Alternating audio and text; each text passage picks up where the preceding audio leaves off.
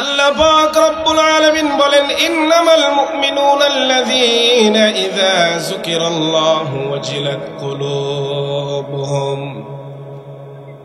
আল্লাহ পাক রব্বুল আলামিন বলেন, ও দুনিয়ার মানুষ, তোমাদের মধ্যে যদি 5টি গুণ থাকে, মুমিনের 5টি বৈশিষ্ট্য থাকে, তাহলে তোমরা দুনিয়ার মধ্যে সবচাইতে শ্রেষ্ঠ খাঁটি মুমিন বান্দায় রূপান্তরিত হয়ে যাবে। 1 নম্বর বৈশিষ্ট্য হলো, আল্লাহ বলেন, ইন্নামাল মুমিনুনা আল্লাযীনা ইযা যুকিরাল্লাহ।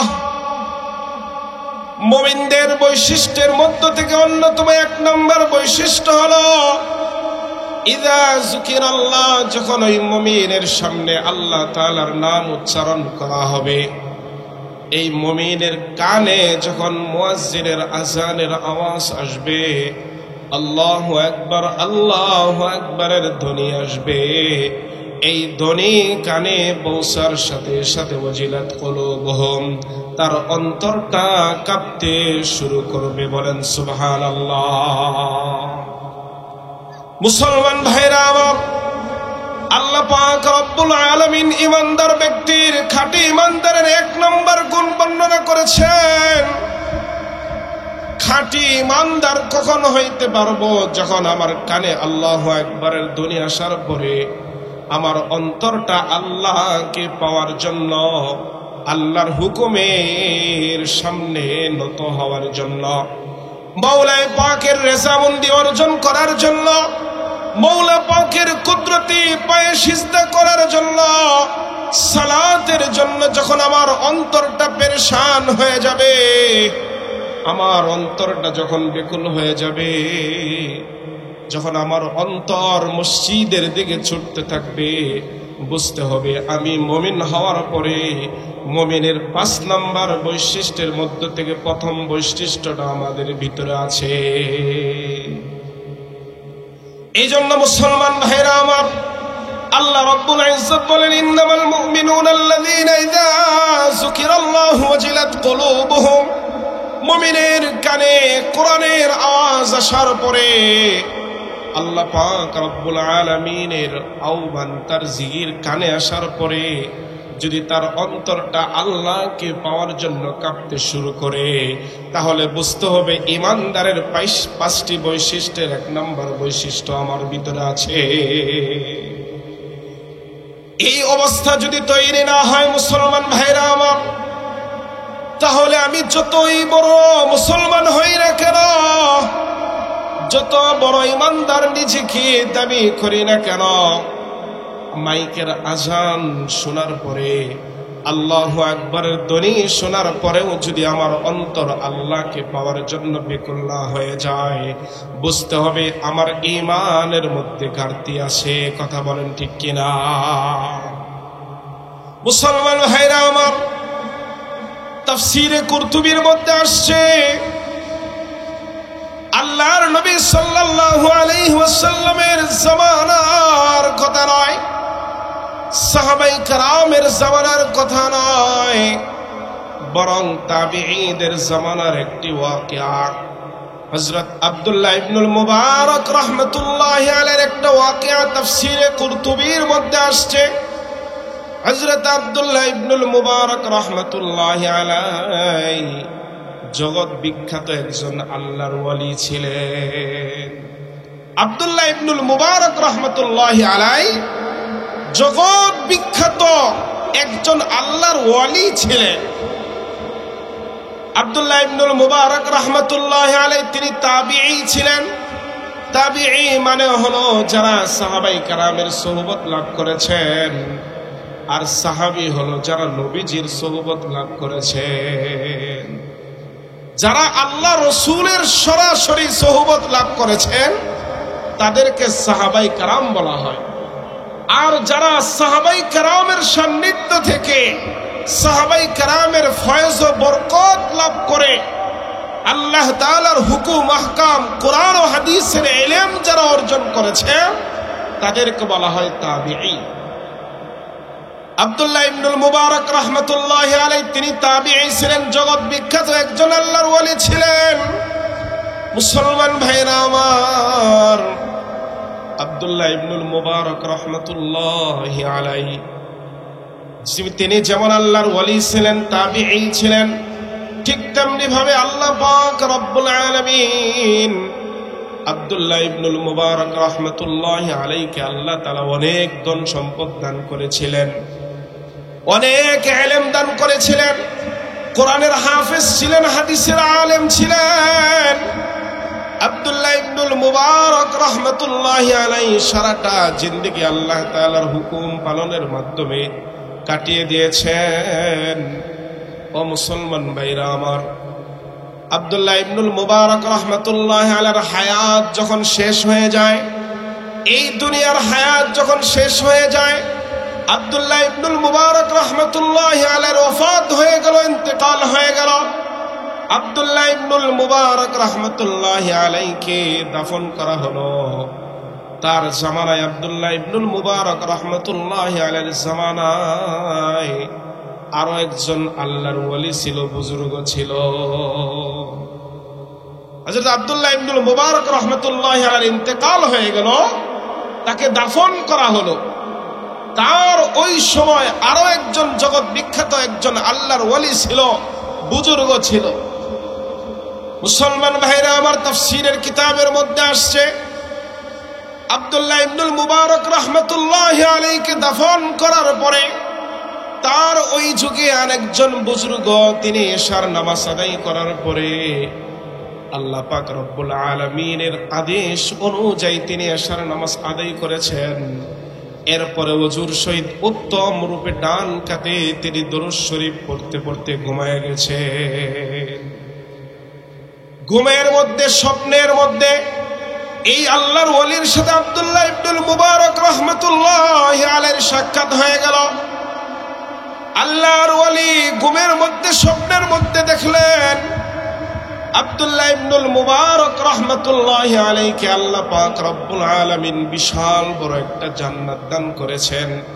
এই জান্নাতের মধ্যে আব্দুল্লাহ ইবনুল মুবারক রহমতুল্লাহি আলাইহি আনন্দ চিত্তে খুব খুশি মনে ঘোরাফেরা করতেছে। জান্নাতের ভিতরে আব্দুল্লাহ ইবনুল মুবারক রহমতুল্লাহি আলাইহি খুব আনন্দ চিত্তে ঘোরাফেরা করতেছেন। আল্লাহর ওয়ালির সাথে স্বপ্ন যুগে এইভাবে সাক্ষাৎ হয়ে গেলে, তৎকালীন যুগে এই বুজুর্গ স্বপ্নের মধ্যেই আব্দুল্লাহ ইবনুল মুবারক রহমতুল্লাহি আলাইহিকে সালাম দিলেন। সালাম দেওয়ার পরে জিজ্ঞাসা করলেন, ও আল্লাহর ওয়ালি, আল্লাহ পাক রব্বুল আলামিন তো আপনাকে অনেক বড় জান্নাত দান করেছেন, যে জান্নাতের মধ্যে আপনি অনেক সুখে আছেন, এই জান্নাতের মধ্যে আপনি অনেক আনন্দ চিত্রে ঘোরাফেরা করতেছেন। মুসলমান ভাইরা আমার, এই বুজুর্গ যখন আব্দুল্লাহ ইবনুল মুবারক রহমতুল্লাহি আলাইহিকে এই কথা বললেন, আব্দুল্লাহ ইবনুল মুবারক রহমতুল্লাহি আলাইহি বলেন, ও আল্লাহর ওয়ালি শোনো, আল্লাহ পাক রব্বুল আলামিন আমাকে যে বড় জান্নাত দান করেছেন, আমার এই জান্নাতের চাইতে 3 গুণ বড় জান্নাত আমার বাড়ির পাশে একটা কামার ছিল, এই কামারকে দান করেছেন। বলেন সুবহানাল্লাহ। ও মুসলমান ভাইরা আমার, বোঝার বিষয় হলো আব্দুল্লাহ ইবনুল মুবারক রহমতুল্লাহি আলাইহি জগৎ বিখ্যাত একজন আল্লাহর ওয়ালি ছিলেন, তাবিঈ ছিলেন, কোরআনের হাফেজ ছিলেন, হাদিসের হাফেজ ছিলেন। সারা রাত তিনি তার ছাদের উপর দাঁড়িয়ে দাঁড়িয়ে কোরআন তেলাওয়াত করতেন, নামাজ আদায় করতেন, আল্লাহ তাআলার জিকিরের মধ্যে মশগুল থাকতেন।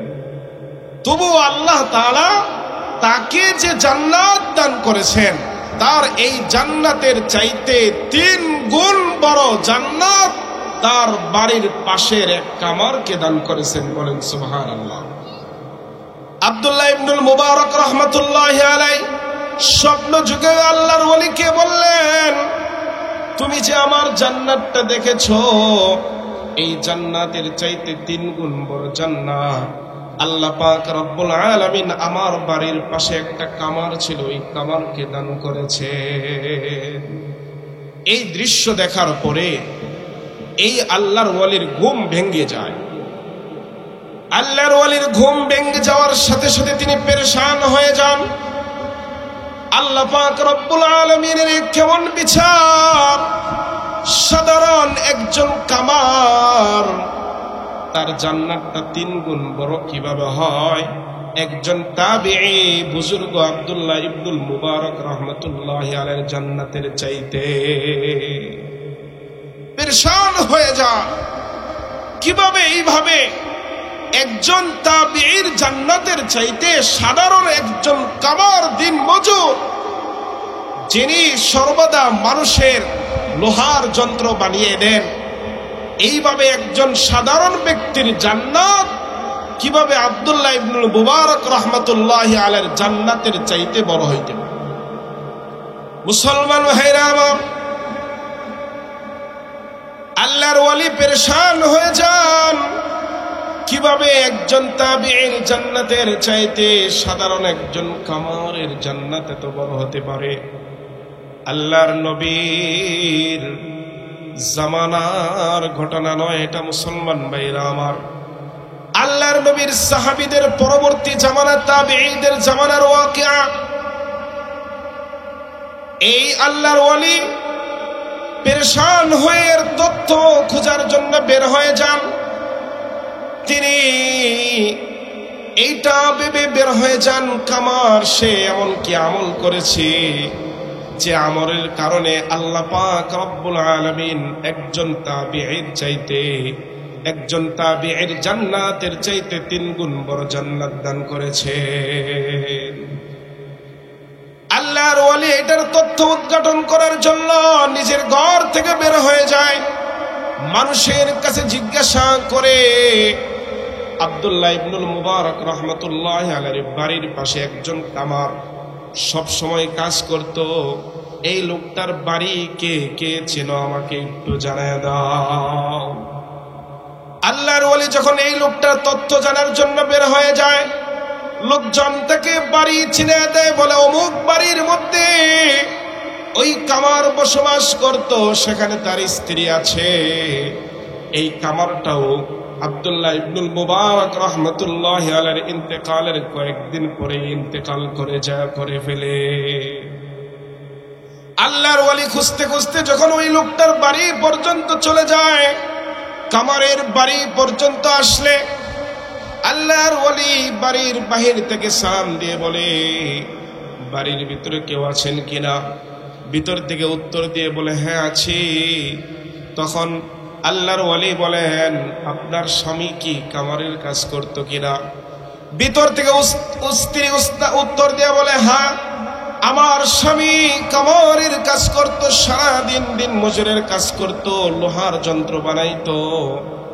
মুসলমান ভাইরা আমার, তাফসীরের কিতাবের মধ্যে আসছে এই বুজুর্গ সব ঘটনা বিস্তারিত ভাবে তার স্ত্রীকে খুলে বলে, আমি ঘুমের মধ্যে স্বপ্নের মধ্যে দেখতে পেলাম আপনাদের বাড়ির পাশে যে আব্দুল্লাহ ইবনুল মুবারক রাহমাতুল্লাহি আলাইহি বসবাস করতেন, আল্লাহ পাক রব্বুল আলামিন তাকে যে জান্নাত দান করেছেন, তার জান্নাতের চাইতে 3 গুণ বড় জান্নাত আপনার স্বামীকে আল্লাহ তাআলা দান করেছেন। বলেন সুবহানাল্লাহ। আল্লাহর ওয়ালি কামারের স্ত্রীকে বলে, আমার বোন, তোমার স্বামী এমন কি আমল করেছে যে আমলের কারণে আব্দুল্লাহ ইবনুল মুবারক রাহমাতুল্লাহি আলাইহি এত বড় একজন তাবিঈ হওয়া সত্ত্বেও আল্লাহ পাক রব্বুল আলামিনের কাছে তোমার স্বামী এত দামি হয়ে গেছে? মুসলমান ভাইরা আমার, কামারের স্ত্রীকে কথা বলার পরে ভিতর থেকে স্ত্রী উত্তর দেয়, বলে, হুজুর আমার স্বামী তো তেমন কোনো আমল করতো না, তবে আমার মনে পড়ে আমি বারবার দেখতাম আমার স্বামীর মধ্যে 2টা আদত ছিল, 2টা অভ্যাস ছিল। কয়টা? দুইটা অভ্যাস ছিল। স্ত্রী বলে আমার স্বামীর মধ্যে আমি দুইটা গুণ দেখেছি। আব্দুল্লাহ ইবনুল মুবারক রাহমাতুল্লাহি আলাইহির কথা, ওই কামরের স্ত্রী বলে আমার স্বামী প্রতিদিন আব্দুল্লাহ ইবনুল মুবারক রাহমাতুল্লাহি আলাইহির বাড়ির পাশে বসে বসে রাতের বেলায় লোহার যন্ত্র বানাইতো। আর আমাদের বাড়ির পাশে আব্দুল্লাহ ইবনুল মুবারক রাহমাতুল্লাহি আলাইহি তিনি তার বাড়ির ছাদের উপরে বসে বসে তিনি কোরআন তেলাওয়াত করতেন, জিকির আজকার করতেন। আব্দুল্লাহ ইবনুল মুবারক রাহমাতুল্লাহি আলাইহি তিনি ছাদের উপরে দাঁড়িয়ে দীর্ঘক্ষণ তিনি কোরআনুল কারীম তেলাওয়াত করতেন এবং নামাজ আদায় করতেন। স্ত্রী ভিতর থেকে বলে, হুজুর আমি আমার স্বামীকে দেখেছি যখন আব্দুল্লাহ ইবনুল মুবারক রাহমাতুল্লাহি আলাইহি ছাদের উপরে বসে বসে কোরআন তেলাওয়াত করতেন। আব্দুল্লাহ ইবনুল মুবারক রাহমাতুল্লাহি আলাইহি যখন ছাদের উপরে দাঁড়িয়ে নামাজ আদায় করতেন আর কান্নাকাটি করতেন, এই আওয়াজ যখন আমার স্বামীর কানে আসতো, আমার স্বামী সমস্ত কাজ বাদ দিয়ে আল্লাহ তাআলার স্মরণে সে আল্লাহ পাক রব্বুল আলামিনকে বলতো, আল্লাহ তুমি আমাকে কেন কামার বানাইলা? আমার স্বামী বলতো, আল্লাহ তুমি কেন আমাকে সাধারণ একজন কামার বানাইলা? তুমি আমাকে কেন কোরআনের ইলম দিলা না? আমার স্বামী বলতো, ও আল্লাহ তুমি কেন আমাকে হাদিসের ইলম দিলা না? আব্দুল্লাহ ইবনুল মুবারক রাহমাতুল্লাহি আলাইহিকে যেমনি ভাবে তুমি কোরআনের ইলম দিয়েছো, কোরআনের ইলম দিয়েছো, হাদিসের ইলম দিয়েছো, যেভাবে তুমি ইবাদতের তৌফিক তাকে দিয়েছো, সারা রাত্রি তোমার ইবাদত করে। স্ত্রী বলে, কবরের স্ত্রী বলে, হুজুর আমার স্বামীকে দেখতাম আব্দুল্লাহ ইবনুল মুবারক রাহমাতুল্লাহি আলাইহি ইবাদতের আওয়াজ আমার স্বামীর কানে আসলে তিনি সকল কাজ বন্ধ করে আল্লাহ তাআলার কাছে এইভাবে আক্ষেপ প্রকাশ করে কান্নাকাটি করতেন আর বলতেন, আল্লাহ তুমি যদি আমাকে কোরআনের জ্ঞান দিতা, তুমি যদি আমাকে হাদিসের ইলম দান করতা, তুমি যদি আমাকে আব্দুল্লাহ ইবনুল মুবারকের মতো ধন সম্পদ দিতা, আমি আল্লাহ কামারের কাজ করতাম না, আমি তোমার সন্তুষ্টির জন্য সারা রাত বসে বসে তোমার ইবাদতকে কাটায় দিতাম। বলেন সুবহানাল্লাহ। কামারের স্ত্রী বলে, হুজুর আমি আমার স্বামীকে দেখেছি তিনি প্রত্যেক দিন এই কথাগুলো বলতেন আর কান্না করতেন, আল্লাহ তুমি যদি আমাকে ইলম দিতা, তুমি যদি আমাকে হাদিসের ইলম দিতা, ধন সম্পদ দিতা, আমিও আব্দুল্লাহ ইবনুল মুবারক রাহমাতুল্লাহি আলাইহির মতো সারা রাত ইবাদতের মধ্যে কাটায় দিতাম। কামারের স্ত্রী বলে, হুজুর আমার স্বামীর মধ্যে আমি দ্বিতীয় নাম্বার গুণ দেখেছি। আমার স্বামী প্রত্যেক দিন মানুষের লোহার যন্ত্র বানিয়ে দিত। আমি আমার স্বামীর মধ্যে দেখেছি যখন আমার স্বামী কাজ করত, এই কাজের সময় যদি মুয়াজ্জিনের আজানের আওয়াজ আল্লাহু আকবার আল্লাহু আকবারের ধ্বনি আসতো, আল্লাহু আকবার আল্লাহু আকবারের ধ্বনি যখন কানে আসতো, আমার স্বামী যদি লোহাতে বাড়ি দেওয়ার জন্য হাতুড়িটা উপরের দিকে উঠাইতেন, আল্লাহু আকবারের ধ্বনি শোনার সাথে সাথে তার অন্তরটা এমন ভাবে কেঁপে উঠত, তিনি তার হাতুড়িটাকে সামনের দিকে বাড়ি না দিয়ে পিছনের দিকে ফেলে দিয়ে নামাজের মধ্যে শরীক হয়ে যেতেন। বলেন সুবহানাল্লাহ। মুসলমান ভাইরা আমার, বলতেছিলাম ইন্নামাল মুমিনুনা আল্লাযীনা ইযা যুকিরাল্লাহু ওয়াজিলাত কুলুবুহুম। মুমিনের এক নাম্বার বৈশিষ্ট্য হলো, এক নাম্বার গুণ হলো, খাঁটি মুমিনের এক নাম্বার বৈশিষ্ট্য হলো খাঁটি মুমিনের কানে যখন আল্লাহু আকবারের ধ্বনি যাবে, এই আল্লাহু আকবারের ধ্বনি যাওয়ার সাথে সাথে তার অন্তরটা কেঁপে ওঠে। বলেন সুবহানাল্লাহ। আমার স্ত্রী যখন এই দুই রকম কথা বলল, আমার স্বামী প্রত্যেক রাত্রিতে কোরআন শিখতে পারে না আফসোস করত, আমার স্বামী হাদিসের ইলম শিখতে পারে না আফসোস করে কান্নাকাটি করত। আরেকটা গুণ ছিল, আযানের সময় হলে হাতুড়িয়ার সামনের দিকে নিক্ষেপ না করে পিছনের দিকে নিক্ষেপ করে নামাজে চলে যেত। আল্লাহর ওলি বুঝতে পারলেন আল্লাহ পাক রব্বুল আলামিনের কাছে এই দুইটা কাজ এতটাই পছন্দনীয় হয়েছে যে কোরআন শিখতে পারে নাই, কিন্তু কোরআনের মায়া মহাব্বতে ভালোবাসায় সে আল্লাহকে পাওয়ার জন্য কান্না করত। এরপরে আল্লাহ পাক রব্বুল আলামিনের ডাক আসলে, আল্লাহু আকবারের ধ্বনি আসার সাথে সাথে এক মুহূর্ত সে দুনিয়ার কাজের মধ্যে ব্যস্ত থাকতো না। আল্লাহর ওলি বুঝতে পারলেন এই দুইটা গুণ তার মধ্যে ছিল। খাঁটি মুমিনের এক নম্বর বৈশিষ্ট্য, আল্লাহ পাকের আওয়াজ কানে আসার সাথে সাথে তার অন্তরটা আল্লাহকে পাওয়ার জন্য বেকুল হয়ে যেত। এই খাঁটি মুমিনের এক নম্বর বৈশিষ্ট্য তার মধ্যে ছিল। আল্লাহর ওলি বুঝতে পারলেন এই দুইটা গুণের কারণেই আল্লাহ পাক রব্বুল আলামিন তাকে আব্দুল্লাহ ইবনুল মুবারক রাহমাতুল্লাহি আলাইহির জান্নাতের চাইতে 3 গুণ বড় জান্নাত আল্লাহ তাআলা একটা কামারকে দান করেছেন। বলেন সুবহানাল্লাহ। মুসলমান ভাইরা আমার, সুতরাং বোঝা গেল খাঁটি মুমিন হওয়ার জন্য এক নাম্বার বৈশিষ্ট্য হলো আল্লাহ পাক রব্বুল আলামিনের আওয়াজ শোনার সাথে সাথে যদি আমার অন্তরটা কেঁপে ওঠে, আল্লাহকে পাওয়ার জন্য যদি আমার অন্তরটা বেকুল হয়ে যায়, বুঝতে হবে আমি ঈমানদার হতে পেরেছি।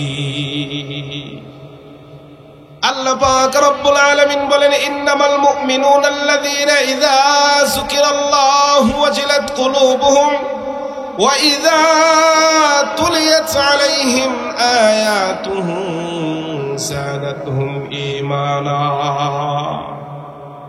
ঈমানদারের এক নাম্বার বৈশিষ্ট্য হলো আল্লাহ তাআলার আওয়াজ শোনার সাথে সাথে আল্লাহকে পাওয়ার জন্য নিজের অন্তরটা যখন পেরেশান হয়ে যাবে, বুঝতে হবে তার ভিতরে খাঁটি ঈমানদারের বৈশিষ্ট্য আছে। 2 নাম্বার বৈশিষ্ট্য হলো ওয়াইযা তুলিয়াত আলাইহিম আয়াতুহু যাদাতহুম ঈমানা। যখন ঈমানদারের সামনে কোরআন তেলাওয়াত করা হবে, তুলিয়াত আলাইহিম আয়াতুহু, যখন ঈমানদারের সামনে কোরআনুল কারীমের আয়াত তেলাওয়াত করা হবে, তখন যাদাতহুম ঈমানা, তার ঈমান বৃদ্ধি পাইতে থাকবে। অর্থাৎ মুফাসসিরিনে কেরাম তাফসীরের কিতাবের ভিতরে উল্লেখ করেছেন খাঁটি মুমিনের 2 নম্বর বৈশিষ্ট্য হলো বুঝতে হবে তার ভিতরে ঈমান আছে যদি কোরআন তেলাওয়াত শ্রবণ করার পরে তার অন্তরের ভিতরে মজা অনুভব হয়, বুঝতে হবে তার ভিতরে ঈমান আছে। মুসলমান ভাইরা আমার, আল্লাহ পাক রব্বুল আলামিন বলেন খাঁটি মুমিনের 2 নম্বর বৈশিষ্ট্য হলো ওয়াইযা তুলিয়াত আলাইহিম আয়াতুহু যাদাতহুম ঈমানা।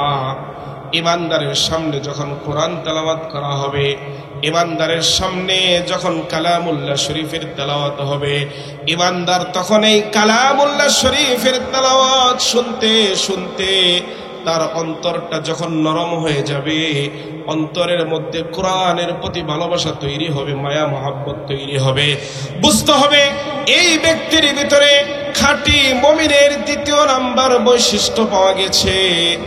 আর যদি কোরআনের আওয়াজ শোনার পরে, কোরআনের তেলাওয়াত শোনার পরেও যদি তার অন্তর নরম না হয়, তার ঈমান যদি বৃদ্ধি না পায়, কোরআনের আওয়াজটা যদি তার ভালো না লাগে, বুঝতে হবে তার ভিতরে খাঁটি মুমিনের বৈশিষ্ট্য নাই। কথা বলেন ঠিক কিনা?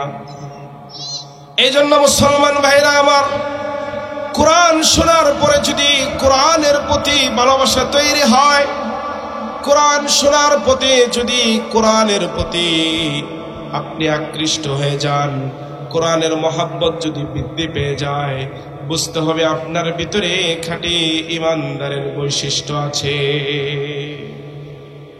মুসলমান ভাইরা আমার, আল্লাহর নবী সাল্লাল্লাহু আলাইহি ওয়াসাল্লামের জামানায় রাসূল করিম সাল্লাল্লাহু আলাইহি ওয়াসাল্লাম এত সুন্দর মধুর কণ্ঠে কোরআন তেলাওয়াত করতেন। তার এই কোরআন তেলাওয়াত শোনার জন্য কাফেররা লুকায় লুকায় আসতো। হযরত আবু বকর সিদ্দিক রাদিয়াল্লাহু তাআলা আনহু মধুর কণ্ঠে কোরআন তেলাওয়াত করতেন। এই কোরআনটা হলো আমার আপনার জন্য একটা মুজিজা। কোরআন মানুষকে আকৃষ্ট করে, কোরআন মানুষকে তার দিকে টানে। মুসলমান কোরআন শুনলে যেরকম ভাবে কোরআনের প্রতি আকৃষ্ট হয়ে যায়, ঠিক তেমনি ভাবে একজন কাফের আল্লাহকে যে অস্বীকার করে, সেও যদি কোরআনুল কারীমের কথা শোনে, কোরআনের তেলাওয়াত শোনে, এই কোরআনের তেলাওয়াত শোনার কারণে তার অন্তরের ভিতরেও কোরআনের ভালোবাসা তৈরি হয়ে যায়। বলেন সুবহানাল্লাহ। মুসলমান ভাইরা আমার, আল্লাহ পাক রব্বুল আলামিন বলেন, ওয়া ইযা তুলিয়াত আলাইহিম আয়াতুহু যাদাতহুম ঈমানা। খাঁটি মুমিনের 2 নাম্বার বৈশিষ্ট্য হলো কোরআন তেলাওয়াত শোনার সাথে সাথে অন্তরের মধ্যে মজা অনুভব হওয়া। বলতেছিলাম, কোরআন এটা আমার আপনার জন্য একটা মুজিজা। এটা মানুষকে মুগ্ধ করে। কোরআন তেলাওয়াত শ্রবণ করলে একজন মুসলমান যেমন কোরআনের প্রতি মুগ্ধ হয়ে যায়, ঠিক তেমনি ভাবে একজন কাফেরও মুগ্ধ হয়ে যায়। রাসূলের জামানায় কাফেররা লুকিয়ে লুকিয়ে কোরআন শ্রবণ করত। কোরআন তেলাওয়াত এত মধুর ছিল, কাফেররাও লুকিয়ে লুকিয়ে কোরআন তেলাওয়াত শ্রবণ করত। নবী মুহাম্মদুর রাসূলুল্লাহ সাল্লাল্লাহু আলাইহি ওয়াসাল্লাম যখন মসজিদে নববীর ভিতরে বসে কোরআন তেলাওয়াত করতেন, কাফেররা লুকায়া লুকায়া কোরআন তেলাওয়াত করত। একজন অপরজনকে নিষেধ করত, তুমি মুহাম্মদের কোরআন তেলাওয়াত শুনতে পারবা না, তুমি লুকিয়ে লুকিয়ে যাইতে পারবা না।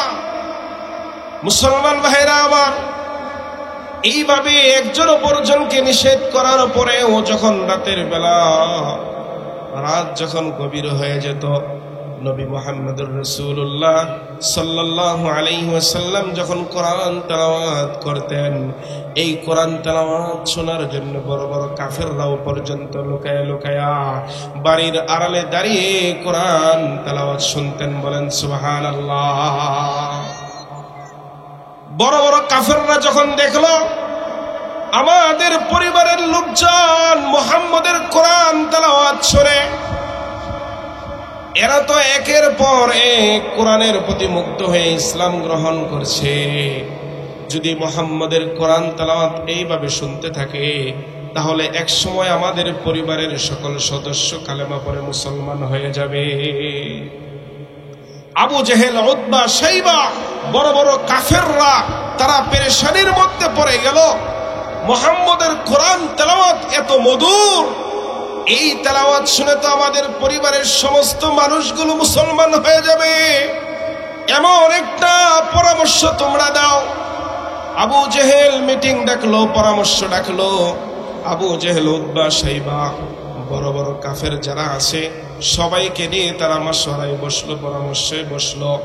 এমন একটা বিদ্যা তোমরা আমাদের সামনে দাও, এমন একটা কিছু তোমরা আমাদের সামনে দাও যে তেলাওয়াত করলে, যার কথা শুনে আমাদের পরিবারের লোকেরা মুহাম্মদের কোরআন তেলাওয়াত থেকে দূরে থাকতে পারে। এক একজন এক এক পরামর্শ দিল। একজন কাফের দাঁড়িয়ে বলল, আবু জেহেল, উতবা, শাইবা যেখানে উপস্থিত ছিল, একজন দাঁড়িয়ে গিয়ে বলল যে আমাদের মাঝে আরবের মধ্যে সবচাইতে বড় সাহিত্যিক, আরবি সাহিত্যিককে খুঁজে নিয়ে আসা হোক। যে সবচাইতে বড় সাহিত্যিক হবে, কবি হবে, ওই কবি আমাদেরকে এমন কিছু কবিতা আবৃত্তি করে দিবে, এই কবিতাগুলো আমরা আমাদের পরিবারের লোকদের সামনে তেলাওয়াত করব, পড়ব। যে কবিতাগুলোর প্রতি মুগ্ধ হয়ে মুহাম্মদের কোরআন তেলাওয়াত থেকে আমাদের পরিবারের লোকেরা দূরে থাকবে। আবু জেহেল, উতবা, শাইবা বড় বড় কাফেররা বলল, সুন্দর পরামর্শ দিয়েছ, কারণ এমন কবিতা আমরা আবৃত্তি করব, এমন কবিতা আমরা শোনাইব আমাদের পরিবারের লোকদেরকে, আর মুহাম্মদের কোরআন তেলাওয়াত কেউ শুনতে যাবে না।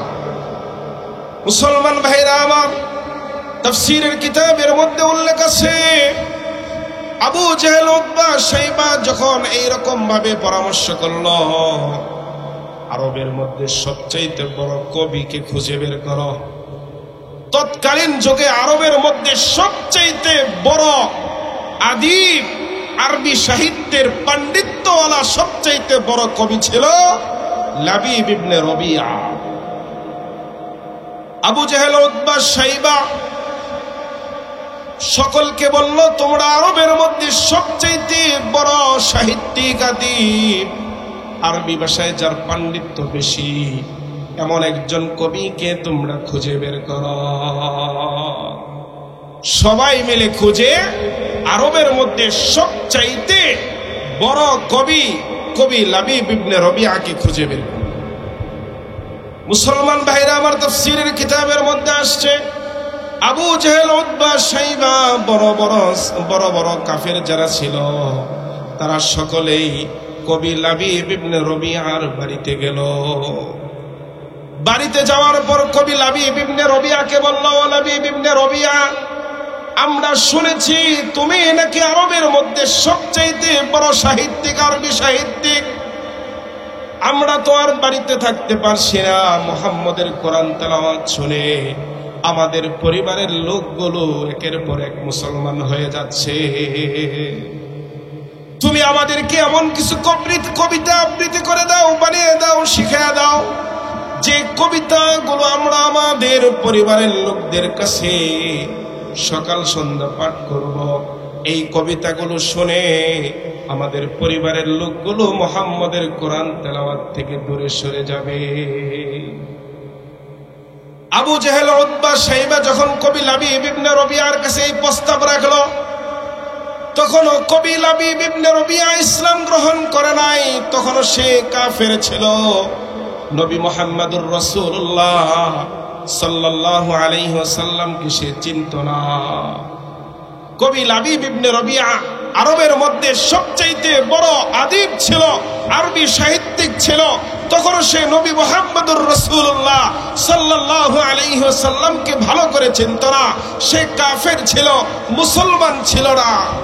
কবি লাবিব ইবনে রবিয়ার কাছে যখন আবু জেহেল গিয়ে এই প্রস্তাব পেশ করলো, তখন কবি লাবিব ইবনে রবিয়া বলল, ও আবু জেহেল, তুমি যে আমাকে কবিতা আবৃত্তি করতে বললা, কোরআনের কথা বললা, কোরআন কি জিনিস সেটা তো আমি জানি না। তুমি তার একটা স্যাম্পল আমার সামনে পেশ করে, একটা নমুনা পেশ করো, তাহলেই না আমি তোমার সামনে কবিতা আবৃত্তি করে দিতে পারব। আবু জেহেল বলল, এটা কোনো ব্যাপার হলো কিনা? তুমি আমার সাথে নাও, মুহাম্মদের কাছে যাই। মুহাম্মদকে বললে মুহাম্মদ একটু কোরআন তেলাওয়াত তোমাকে শোনায় দেবে। এই কোরআন তেলাওয়াত শোনার পরে তার মতো করে কবিতা তুমি আমাদেরকে আবৃত্তি করে দিবে। মুসলমান ভাইরা আমার, ভালো করে বোঝেন, আবু জেহেল প্রস্তাব করলো কবিতা বানানোর জন্য, আর কবিতা বানানোর জন্য কবি লাবিব ইবনে রবিয়া একটা নমুনা চাইলেন। কবি লাবিব ইবনে রবিয়া নমুনা চাওয়ার পরে আবু জেহেল লাবিব ইবনে রবিয়াকে নিয়ে রাসূলুল্লাহ সাল্লাল্লাহু আলাইহি ওয়াসাল্লামের দরবারে আসলেন। রাসূলুল্লাহ সাল্লাল্লাহু আলাইহি ওয়াসাল্লামের দরবারে আসার পরে আবু জেহেল বলে, মুহাম্মদ শোনো, এই যে ব্যক্তিটা দেখতেছ, ইনি হলেন আরবের মধ্যে সবচাইতে বড় কবি, আরবি সাহিত্যিক একজন ব্যক্তি, তার চাইতে বড় কবি এই জামানায় আরবের মধ্যে আর কেউ নেই। তুমি একটু তোমার কোরআন থেকে তাকে একটু কোরআন তেলাওয়াত শোনায় দাও। এই কোরআন তেলাওয়াত শুনে সে তার মতো করে আমাদেরকে কিছু কবিতা বানায় দিবে। মুসলমান ভাইরা আমার, কবি লাবিব ইবনে রবিয়া সেখানে উপস্থিত, আবু জেহেল উতবা সাইবা সেখানে উপস্থিত।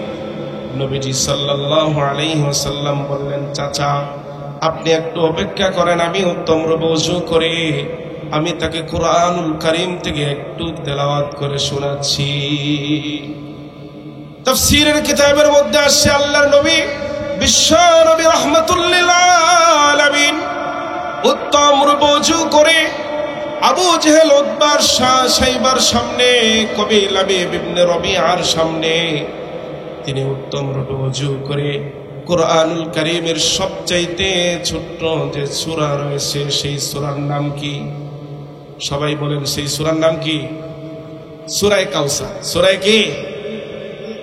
আল্লাহর নবী বিশ্বনবী রাহমাতুল লিল আলামিন কোরআনের মধ্যে থেকে বড় কোন সূরা তিনি তেলাওয়াত করলেন না, বরং কুরআনুল কারীমের মধ্যে থেকে ছোট্ট একটি সূরা, সূরা কাউসার তিনি তেলাওয়াত করলেন। বললেন, ইন্না আ'তাইনাকাল কাউসার ফাসাল্লি লিরাব্বিকা ওয়ানহার ইন্না শানিআকা হুয়াল আবতার।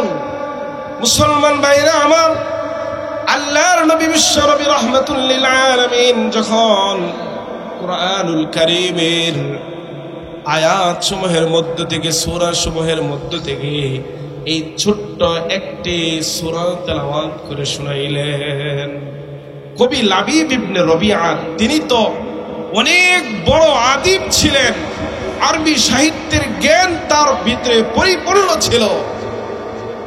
মুসলমান ভাইরা আমার, আল্লাহর নবী সাল্লাল্লাহু আলাইহি ওয়াসাল্লাম এই ছোট্ট একটি সূরা তেলাওয়াত করার সাথে সাথে কবি লাবিব ইবনে রবিআ বুঝে ফেলেছে এই কোরআনটা সাধারণ কোন কোরআন না। বলেন সুবহানাল্লাহ। মুসলমান ভাইরা আমার, বলতেছিলাম কবি লাবিব ইবনে রবিআ বুঝতে পেরেছে কোরআনটা সাধারণ কোন কালাম নয়, এই কোরআনটা দুনিয়ার কোন মানুষের কথা নয়, দুনিয়া কোন মানুষের বাক্য নয়, বরং এটা মহান সত্তার কথা।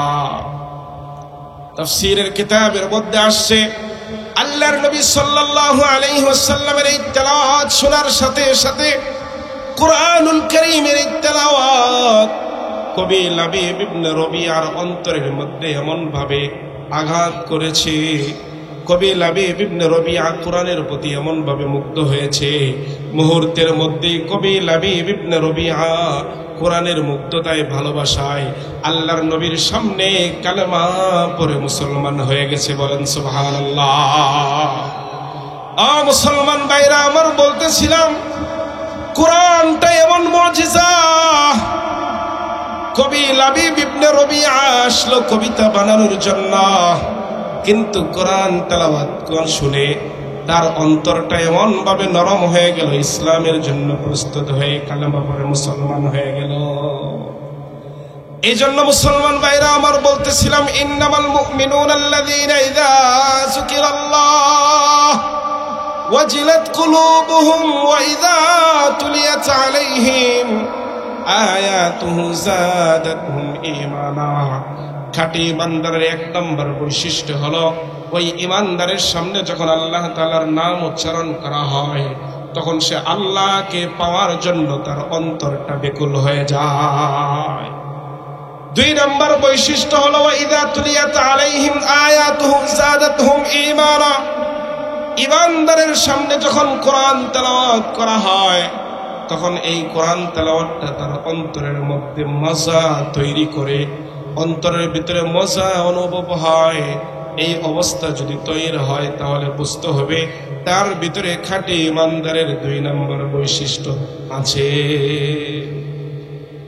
মুসলমান ভাইরা আমার, আল্লাহ পাক রব্বুল আলামিন বলেন খাঁটি মুমিনের পাঁচটি বৈশিষ্ট্যের মধ্যে তিন নম্বর বৈশিষ্ট্য হলো ওয়া আলা রাব্বিহিম ইয়াতাওয়াক্কালুন। ওয়া আলা রাব্বিহিম ইয়াতাওয়াক্কালুন, সর্ব অবস্থায় আল্লাহ পাক রব্বুল আলামিনের উপর ভরসা করবে, তাওয়াক্কুল করবে একমাত্র আল্লাহ তাআলার উপরে। কষ্টে আছে তবুও আল্লাহর উপর ভরসা, আলহামদুলিল্লাহ তাওয়াক্কালতু আলাল্লাহ। সুখে আছে তবুও আলহামদুলিল্লাহ তাওয়াক্কালতু আলাল্লাহ। সুখের সময় আল্লাহর উপর ভরসা, কষ্টের সময় আল্লাহর উপর ভরসা, মুসিবতের সময় আল্লাহর উপরে ভরসা। সর্ব অবস্থায় যারা আল্লাহর উপরে ভরসা করবে, আল্লাহ বলেন খাঁটি মুমিনের 5টি বৈশিষ্ট্যের 3 নম্বর বৈশিষ্ট্য তার মধ্যে আছে। আল্লাহর নবী মুসা আলাইহিস সালাতু ওয়াস সালাম যখন ফেরাউনকে দাওয়াত দিলেন, তুমি তোমার অহংকার ছেড়ে এক আল্লাহ পাক রব্বুল আলামিনকে একত্ববাদ হিসাবে, এক প্রভু হিসাবে তুমি স্বীকার করে নাও। ফেরাউন বলল, আনা রব্বুকুমুল আ'লা, আমি তো হলাম তোমাদের সবচাইতে বড় খোদা। নাউজুবিল্লাহ, আমি আবার কাকে খোদা মানব? মুসলমান ভাইরা আমার, আল্লাহর নবী মুসা আলাইহিস সালাতু ওয়াস সালাম ফেরাউনকে আল্লাহ তাআলার দিকে দাওয়াত দিলেন, কিন্তু ফেরাউন কোনোভাবেই আল্লাহকে খোদা মানতে রাজি না। এমন পরিস্থিতি হলো, নবী মুসা আলাইহিস সালাতু ওয়াস সালামের সাথে ফেরাউন যুদ্ধ ঘোষণা করল। নবী মুসা আলাইহিস সালাতু ওয়াস সালামের সাথে যুদ্ধ ঘোষণা করে একটা সময় এমন হলো, আল্লাহর নবী মুসা আলাইহিস সালাতু ওয়াস সালাম তার অনুসারীদেরকে নিয়ে নীল নদের পাড়ের দিকে যাচ্ছিলেন, আর পিছন দিক থেকে ফেরাউনের দলবল ধাওয়া করতেছিল। আল্লাহর নবী মুসা আলাইহিস সালাতু ওয়াস সালাম যখন নীল নদের পাড়ে গেলেন, তখন তার অনুসারীরা পিছনের দিকে তাকিয়ে দেখলেন ফেরাউন সহ তার দলবল তাকে ধরার জন্য আসছে। আল্লাহ তাআলা কুরআনুল কারীমের ভাষায় বলেন, ক্বালা আসহাবু মুসা ইন্না লামুদরাকুন।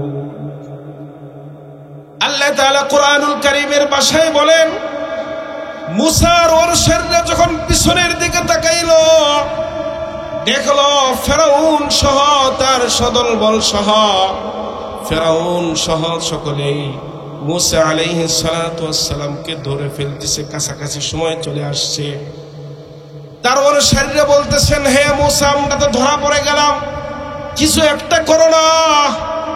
আল্লাহর নবী মুসা আলাইহিস সালাতু ওয়াস সালাম বললেন, ক্বালা কাল্লা, কখনো না, ইন্না মাইয়া রাব্বি সায়াহদিন, নিশ্চয় আমার রব আমার সাথে আছেন। আমি আমার রবের উপরে তাওয়াক্কুল করেছি, আমি আমার রবের উপরে ভরসা করেছি। এই কঠিন মুসিবতের সময় আমি আল্লাহর উপরে ভরসা করেছি, তিনি অবশ্যই আমাকে সঠিক পথ দেখাইবেন। বলেন সুবহানাল্লাহ। আল্লাহর নবী মুসা আলাইহিস সালাতু ওয়াস সালাম পরিপূর্ণ আল্লাহর উপরে তাওয়াক্কুল করে, ভরসা করে 2টা হাত আসমানের দিকে বাড়িয়ে বললেন, ও আল্লাহ, আমার উম্মতকে নিয়ে আমি নীল নদের পার পর্যন্ত আসছি, তোমার উপরে একমাত্র আমার ভরসা। তুমি কিভাবে আমাকে নীল নদ পার করে দিবা? তুমি আমাকে নীল নদ পার করে দাও। তাফসীরের কিতাবের মধ্যে আসছে, আল্লাহ তাআলা সরাসরি কুরআনুল কারীমের মধ্যে বলছেন, আল্লাহর নবী মুসা আলাইহিস সালাতু ওয়াস সালাম যখন আল্লাহ তাআলার কাছে হাত বাড়াইছেন, আল্লাহর উপরে পরিপূর্ণ ভরসা করেছেন, আল্লাহ তাআলা বলেন, হে মুসা, তুমি তোমার হাতে লাঠিটা দ্বারা নীল নদের মধ্যে একটা আঘাত করো। নীল নদের ভিতরে তুমি তোমার লাঠি দ্বারা একটা আঘাত করো, আমার নাম নিয়ে তুমি নীল নদের ভিতরে একটা আঘাত করো। মুসলমান ভাইরা আমার, আল্লাহর উপরে পরিপূর্ণ তাওয়াক্কুল করে, পরিপূর্ণ ভরসা করে আল্লাহর নবী মুসা আলাইহিস সালাতু ওয়াস সালাম নীল নদের ভিতরে তার লাঠি দ্বারা একটা আঘাত করেছেন। মাত্র আঘাত করার সাথে সাথে নীল নদের ভিতরে 12টি গোত্রের জন্য 12টি রাস্তা তৈরি হয়ে গেছে। বলেন সুবহানাল্লাহ।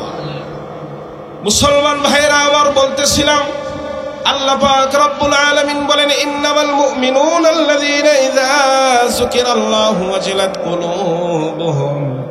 খাঁটি মুমিনের 1 নম্বর বৈশিষ্ট্য হলো আল্লাহ পাক রব্বুল আলামিনের নাম শোনার সাথে সাথে অন্তরটা কেঁপে উঠবে। ওয়া ইযা তুলিয়াত আলাইহিম আয়াতুহু জাদাতহুম ঈমানা। খাঁটি মুমিনের 2 নম্বর বৈশিষ্ট্য হলো কোরআন তেলাওয়াত শোনার সাথে সাথে তার ঈমানটা বৃদ্ধি হয়ে যাবে, অর্থাৎ অন্তরের ভিতরে কোরআনের মজা অনুভব করতে পারবে। 3 নম্বর বৈশিষ্ট্য হলো আলা রাব্বিহিম ইয়াতাওয়াক্কালুন। খাঁটি মুমিনের 3 নম্বর বৈশিষ্ট্য হলো এই মুমিন বান্দা সর্বদাই সর্বহালতে, দুঃখের সময়, কষ্টের সময়, সুখের সময়, মুসিবতের সময়, সর্বহালতে আল্লাহ পাক রব্বুল আলামিনের উপর ভরসা করবে। আল্লাহ বলেন 4 নম্বর বৈশিষ্ট্য হলো আল্লাযীনা ইউকিমুনাস সালাহ। খাঁটি মুমিনের 4 নম্বর বৈশিষ্ট্য হলো যারা সর্বদা আল্লাহ পাক রব্বুল আলামিনকে পাওয়ার জন্য 5 ওয়াক্ত নামাজ যারা কায়েম করে পড়বে তারা খাঁটি মুমিন। তারা কি? খাঁটি মুমিন। ওয়া মিম্মা রাযাকনাহুম ইউনফিকুন। আল্লাহ বলেন 4 নম্বর বৈশিষ্ট্য হলো যারা 5 ওয়াক্ত নামাজ কায়েম করে পড়বে তাদের ভিতরে খাঁটি মুমিনের বৈশিষ্ট্য পাওয়া যাবে। 5 নম্বর বৈশিষ্ট্য হলো আল্লাহ বলেন আমার দেওয়া ধন সম্পদ থেকে যারা আমার সন্তুষ্টির জন্য আমার রাস্তায় যারা খরচ করবে তারাও খাঁটি মুমিন। বলেন সুবহানাল্লাহ। আল্লাহ পাক রব্বুল আলামিন নিজেই বলেন উলাইকা হুমুল মুমিনুন হাক্কা। এই 5টা গুণ যাদের মধ্যে থাকবে, 1 নম্বর কোরআন আল্লাহর তাআলার কথা শোনার সাথে সাথে অন্তরটা কেঁপে উঠবে। 2 নম্বর গুণ কোরআনের তেলাওয়াত করা হলে ঈমানটা বৃদ্ধি হয়ে যাবে, কোরআনের মজা অনুভব করতে পারবে। 3 নম্বর গুণ আল্লাহর উপর ভরসা করবে। 4 নম্বর গুণ 5 ওয়াক্ত নামাজ সময় মতো আদায় করবে। 5 নম্বর গুণ আল্লাহর দেওয়া ধন সম্পদগুলো আল্লাহর রাস্তায় খরচ করবে। আল্লাহ বলেন উলাইকা হুমুল মুমিনুন হাক্কা। তারাই হলো দুনিয়ার মধ্যে সত্যিকার অর্থে মুমিন। বলেন সুবহানাল্লাহ। আল্লাহ বলেন লাহুম দারাজাতুন ইনদা রাব্বিহিম ওয়া মাগফিরাতুন ওয়া রিজকুন কারীম। আল্লাহ বলেন এই সকল 5টা গুণে গুণান্বিত মুমিনদের জন্য লাহুম দারাজাতুন ইনদা রাব্বিহিম, তাদের রবের কাছে অনেক মর্যাদা আল্লাহ তাআলা রেখে দিয়েছেন। লাহুম মাগফিরাতুন, তাদের জন্য আল্লাহ তাআলা তাদের জিন্দেগীর সকল গুনাহ ক্ষমা করে দিবেন। বলেন সুবহানাল্লাহ। ওয়া রিজকুন কারীমুন, এবং সম্মানিত রিজিক আল্লাহ তাআলা দুনিয়া এবং আখিরাতে দান করবেন। বলেন সুবহানাল্লাহ। এজন্য মুসলমান ভাইরা আমার, আজকের এই মাহফিল থেকে আমরা প্রতিজ্ঞাবদ্ধ হই, আমি মুসলমান হয়েছি, মুসলমানের ঘরে জন্ম নিয়েছি, ঈমানদার হয়েছি, খাঁটি ঈমানদার হতে পেরেছি কিনা। এই 5টি গুণ আমরা ইনশাআল্লাহ চেষ্টা করে মেহনত করে এই 5টি গুণ অর্জন করব তো ইনশাআল্লাহ। আল্লাহ পাক রব্বুল আলামিন আমাকে আপনাকে এই 5টি গুণ অর্জন করে খাঁটি ঈমানদার হয়ে কবরে যাওয়ার তৌফিক দান করেন। সবাই বলেন আমিন। ওয়া আখিরু দাওয়ানা আলহামদুলিল্লাহি রাব্বিল আলামিন। আসসালামু আলাইকুম ওয়া রাহমাতুল্লাহি ওয়া বারাকাতুহু।